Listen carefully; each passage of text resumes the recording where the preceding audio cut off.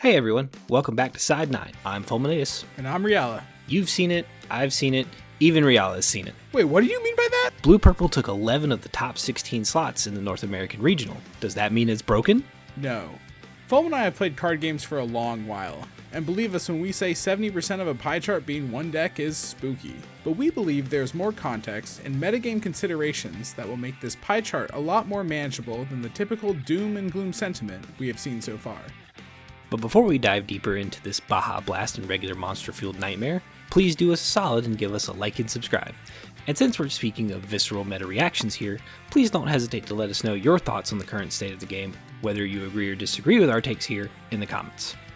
Recently, Rainnite gave us a shoutout, and we noticed a few of you watched our most recent video because of him. Thanks for the support, both to Rainnite and our new viewers. We love the concept of building up others in the GCG YouTube space, and wanted to give a quick spotlight to two channels here at the start. A fellow Niner, Reala and I have been following Titan 9's videos since he started releasing them last June. I genuinely look to his thoughts, builds, and testing for novel ideas in my own deck building, and he genuinely has some of the freshest takes in the scene with a great attitude behind it. He's also one of the few creators putting significant time into Gundam sealed space for starter and booster events in his prep series.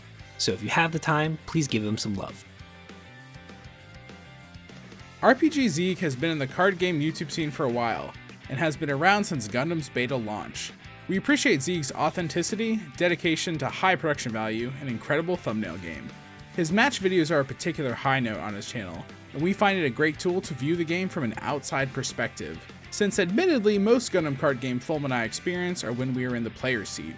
If you're looking for more awesome content after finishing every Side 9 video, we recommend Zieg's channel a lot. Alright, now that we're done glazing other Gundam creators, it's time to glaze another Gundam creator. Shout out to Eggman like always for his very handy tournament charts and coverage. You're a real one. Having said that, whoo boy, that's a lot of Blue Purple. Even more Amuro. I've played my fair share of Blue Purple throughout the majority of the Set 2 metagame. It's a standard but good blue aggro shell with potential for additional pings and some tasty card draw with Gundam Barbatos First Form. Granted, we are seeing 2 additional tools added to the Blue Purple list of old. The first new piece of kit for the deck and obvious push is the new Gundam Barbatos Adapt. At level 4, 2 cost, it slots right into the previous Anksha slot comfortably, or you can play with your ratios to run both. This is a huge power spike to the deck because of the 4 HP stat line, making it both more resilient to last format's Wing 0 and other aggressive pieces, like say, the conga lines of 2-1-2-2s, but also tied to a symmetrical ping, allowing more ability to ping non-rested units to clean up the board state or force unfavorable trades on your opponent, while also enabling a first form played last turn. On top of all of that, it even features another Mikazuki link, enabling more up-tempo plays, all in a package that's cheaper and faster than LR Gushin. Not revolutionary, but a good deck getting even better cards can be felt. Gundam NT1 is a slightly modified, 1 more level in cost, and arguably worse starter LR RX-78. This card's main claim is its ability to ping an opposing unit for 1 when it gets paired with the pilot. Incidental ping is good, but with a bonus of being able to draw 1 if this card's ping is the last ping needed to remove their unit. In a deck with a large density of pings like Blue-Purple, it isn't hard to see why this card turning any pilot into a card advantage break even, especially when one of its pairs is Mikazuki August, which can be especially helpful if an opposing unit has 2 HP left, securing you the card draw.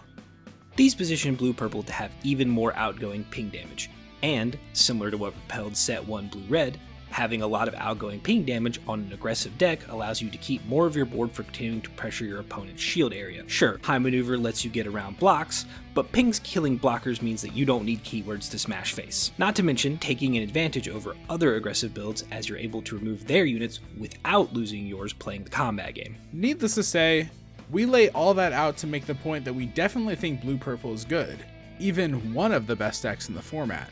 However, we also feel recent sentiment may be throwing in the towel too early, and is a little too eager to just declare Blue-Purple a tier 0 deck, and effectively shelve the discussion there. Along with some, unnecessarily heated discussion about Amuro. So I think it's about time we address the elephant in the room. What is going on with the metagame that Blue-Purple is baking the most unsliced pie you've ever seen? Well, I want to try and say this in the nicest way possible. This deck list isn't that hard to crack. Since Steel Requiem released all but 2 weeks before this tournament, it isn't hard to see why many players went with an already established aggro archetype, slotted in the clear upgrade pathways that Set 3 did give us, and call it a day.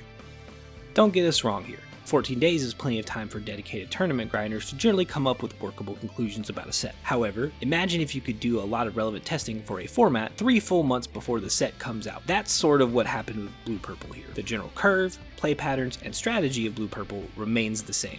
The deck was solid going into the format and got apparent upgrades that helped push it even further forward, a la the previous format's blocker decks windmill slamming Rigdius into the list. Of course, the North American Regional Championship is a high-stakes environment.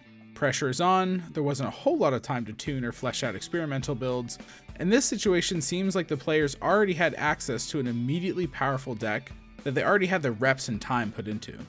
In this case, that deck just so happened to be Blue Aggro, with Purple riding along.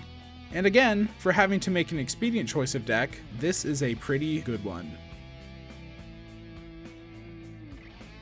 Now, part of the reason we can comfortably say that Blue-Purple isn't an undisputed king is because it's not Blue-Purple, it's the Blue Aggro package.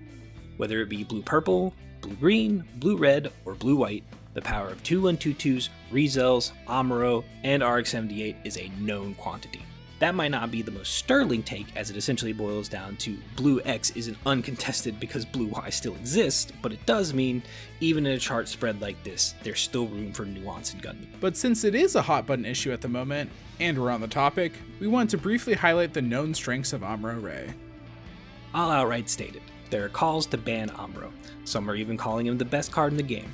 I wholly disagree with this sentiment on both counts. While Amuro is undoubtedly one of, if not the best pilot, I think removing him from the game limits a huge part of what makes Gundam compelling. Amuro simply sits at the nexus of multiple factors. The base mechanics of Gundam highly favoring tempo gains and proactive play, the strong aggressive core that Blue has, the power of pilots that function as commands, making them less reliant on being played in specific contexts, and a link to one of the most overspec units in the game. While this all makes him incredibly powerful in the current game, I don't believe this makes him so overspec as to be removed or errata'd. Given that it could drastically reduce the proactivity in Gundam, and the complaints against blockers and passive decks slow grinding previous formats, I truly believe removing Amuro from the stage would be a net negative. At least, that's my 9 cents. Incredible pun, Fulminatus. I'm having a hard time reading my next line in the script because I'm laughing too hard from your humor. To be real again, while less mechanically sound of an argument, I think the play patterns Amuro enables are just simply fun. Whether we are getting the flagship link for the heinous tempo play, or even just pairing him to a Rezel to clear base and allow for another favorable trade to happen with one of your units, Amuro gives players the feeling of breaking through and resetting board parity in your favor, a feeling most card game players love doing. In other words, Amuro gives the player more agency over the game, allowing for more fun gameplay experiences. There's also one last key piece we wanted to mention. There is one alternate argument in the position for banning Amuro, but this is entirely unrelated to his relative power level. Suppose Bandai wants to depart from staples, you know the kind, the cards that every deck build starts with. While not an absolute, you can make a pretty compelling argument that you'd be foolish for not starting on these cards. While we both agree that blue decks don't necessarily have to start on 4 starter RX-78 and 4 Amuro Ray, in a vast majority of cases, it's probably the best thing for blue to be on. This can be understandably frustrating for representation. Even if we take the stance that Amuro isn't firmly overspec, it can be dull to see 8 slots in a blue deck essentially locked from the start. This can realistically compel Bandai to want to bring Amuro down a peg, simply because we see him too much, and we can use a limit to force diversity. So while we're not necessarily calling for a ban here, if we were to ban a card, we would choose starter LR RX-78. The tempo swing on curve is nuts, the repair effectively making the cost of combat non-existent, alongside the honestly unnecessary Anthem ability makes this card a pretty clear pick if Bandai really just wanted to take a card out back.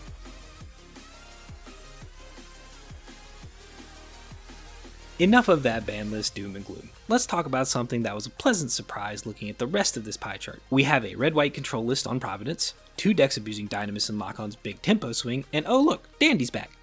If you remember, Dandy was the champion at the Orlando Regional, and he decided to bring blue-red Banshee control. Let's take a look at this deck list. I actually think this deck list is sick. It's our first big look at a true blue-red control list that has all but forgone the usual bottom end in favor of starting its effective curve at level 4 and rising from there. Using cards like Stealth Stratagem, Close Combat, and Improved Technique to trim early boards before transitioning into the honestly terrifying new G-Quux and a card that has been backbreaking since set 1, Banshee Destroy. For a deck focused on trading cards on a 1-for-1 basis, by fueling Banshee Destroy we can recoup our value, essentially turning those early even trades into advantage.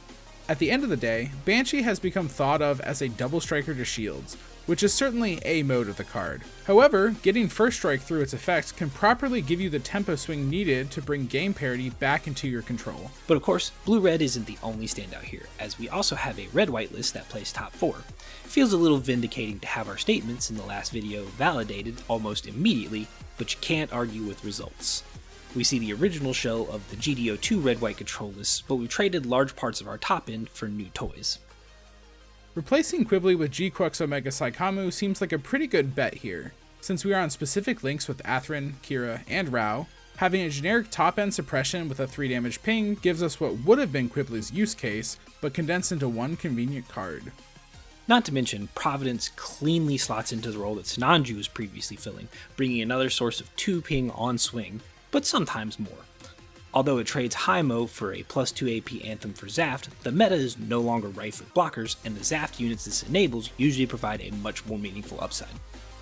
This brings us to our final standout of non-Blurple lists, and surprisingly it's a package shared between 2 decks that could not have more different goals. In top 16 we had 1 green-white wing and 1 blue-green aggro, both classic decks of set 1 and 2. What do they have in common? The Lock-On and Dynamace package. As we said in our CB starter video, this makes for a hilarious tempo take. Aggro decks can use it as essentially more copies of RX-78/Amuro Link, but green control decks can also use it as a powerful tempo stop against more aggressive decks to bridge their way into the late game. Speaking of the green-white wing list, shout out to Peter. Always great seeing a fellow Nova Grappler in Gundam card game putting out the results. But as Reala said, it speaks to the strength of the package that 2 decks on completely different tempos are using it, akin to both fast and slow blue decks using Amuro RX-78.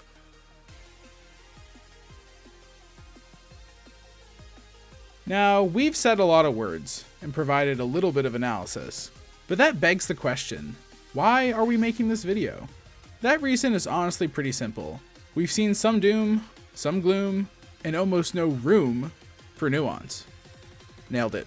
Fulm and I really wanted to push back on knee-jerk sentiments we're seeing to how prevalent blue-purple is. Again, we're not even necessarily pushing back on the idea that blue-purple is necessarily the best deck. Every meta snapshot will have one deck considered the best overall. However, we don't feel that blue-purple is anywhere near tier 0, nor, even if it were clearly best overall, to be the automatic best pick to increase your chances of winning any particular event. Largely, this opens the door to exploit the gaps in blue-purple to garner wins from an overrepresented deck, akin to the wins of other decks over green-white in previous formats. Blue's ping is conditional and thus can be played around or at least force resources for them to abuse, and purple's pings requires you to ping your own units. We're already seeing decks splashing red to capitalize on decks fielding units at less than max HP to take free cards. In fact, I think that's the biggest takeaway from the North American regionals. The best thing to be doing in Gundam right now is ping. Blue-purple is centered on its pinging cards outside of specifically the units that are above curve in stats. Red decks are fielding as many ping commands and units as they can fit. Even green's identity has been centered on Wing Zero, who's just a big ping.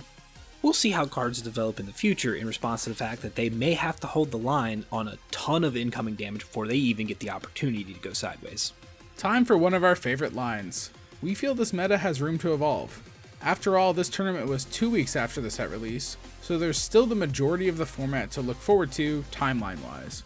Personally, I think there's still plenty of brew potential left with the O builds, and who knows, there might be a surprise left or two that will slot into the meta, much like how the Tempo Unicorn variant popped up around a month into the GDO1 format. To wrap up our main points here, no, the sky is not falling. No, don't ban, limit, errata, Amuro. At least not yet. And finally, there's plenty of room to brew even if everyone else is on blue-purple. It is exciting to see what further developments lay on the horizon. We'll definitely put some time in the testing corner, and we encourage all of you to do the same. But that's all we have for now. Keep shuffling up those decks and enjoy the rest of the GDO3 format. We believe it's gonna be great. We'll see you next mission.